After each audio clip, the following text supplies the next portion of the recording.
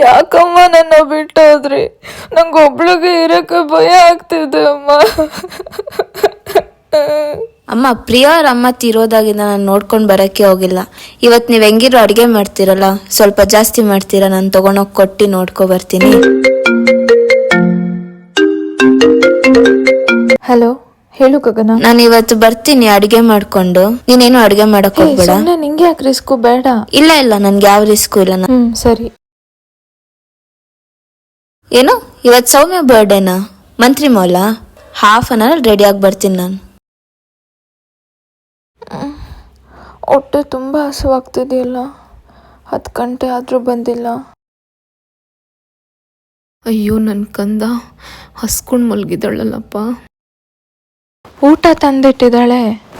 ನಾನು ಮಲಗಿರೋದು ನೋಡಿ ನನ್ನ ಎಬ್ಸೇ ಇಲ್ಲ.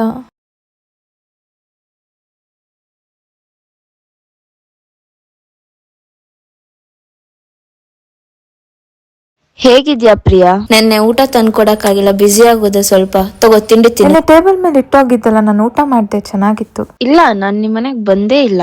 ನೀವಿಟ್ಟಿರ್ಲಿಲ್ವಾ ನಿಜವಾಗ್ಲೂ? ಇಲ್ಲ, ನಾನು ನೆನ್ನೆ ಮರ್ತೆ ಹೋಯ್ತು, ಆಚೆ ಹೋಗಿದ್ದೆ ಸ್ವಲ್ಪ. ಯಾರು ಇಟ್ಟೋಗಿದ್ದು? ಅಮ್ಮ